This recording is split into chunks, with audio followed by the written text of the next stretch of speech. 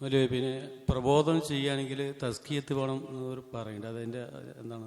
തസ്കിയത്ത് കിട്ടിയിട്ട് പ്രബോധനം ചെയ്യാൻ നിന്നാൽ നടക്കൂല പരിപാടി. കേരളത്തിൽ വേണമെങ്കിൽ കുറച്ച് ആൾക്കാർക്ക് അവസരം ഉണ്ടാവുള്ളൂ.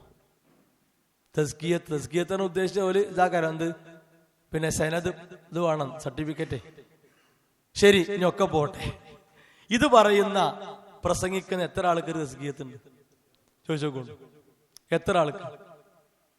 അതിൽ പലരും നമ്മളൊക്കെ ജാമ്യയിൽ തുടക്കത്തിലൊക്കെ ഒന്ന് കയറി വന്ന ആൾക്കാരാണ്. ചില ആൾക്കാരെ ഈ ഉള്ളവനൊക്കെ അറിയാം, നമ്മളൊക്കെ പഠിപ്പിക്കാൻ ഉള്ള അന്നത്തോലൊക്കെ അവസ്ഥ അറിയാം.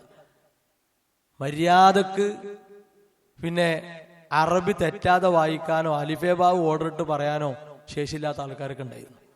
എന്നിട്ട് ഓല ഇറങ്ങിപ്പോയിട്ട് ഒരു പിന്നെ വലിയ ഹോജാക്കന്മാരായി. ആയിക്കോട്ടെ, ഒരു പ്രശ്നമല്ല. പക്ഷെ ഓല് ഷഹാദ കാണിച്ചു തരട്ടതാ, ഞങ്ങൾക്ക് കൃത്യമായ സനദ് ഉണ്ടെന്ന് കാണിച്ചു തരട്ടെ. എത്ര ആൾക്ക് ഉണ്ടാവും? എന്നാൽ നമ്മുടെ പണ്ഡിത സഭയിൽ അൽഹംദുലില്ലാ നല്ല തങ്കപ്പെട്ട സനദുള്ള ഒരുപാടെണ്ണുണ്ട്. നമ്മളെ ഇങ്ങനെ പ്രചരിപ്പിച്ച ആ സനദുള്ള ആളാട്ടോ എന്ന് നമ്മൾ പറഞ്ഞു നടക്കില്ല. അതിന്റെ ആവശ്യമില്ല. എന്തിനാ അതിന്റെ ആവശ്യം?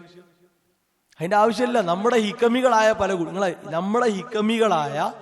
പല കുട്ടികൾക്കും ഇന്ന് ലോകത്ത് കിട്ടാവുന്ന ഏറ്റവും നല്ല ഹദീസ് പണ്ഡിതന്മാരുടെ സനദുണ്ട്.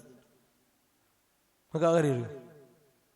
അത് പിന്നെ വിദൂര സ്ഥലങ്ങളിൽ യാത്ര പോയി എങ്ങനെ അറിയോ? സനദുള്ള ഉസ്താദിന്റെ കീഴിലിരുന്നിട്ട് 6 ഹദീസിന്റെ ഗ്രന്ഥങ്ങൾ വായിച്ചു പഠിച്ചു.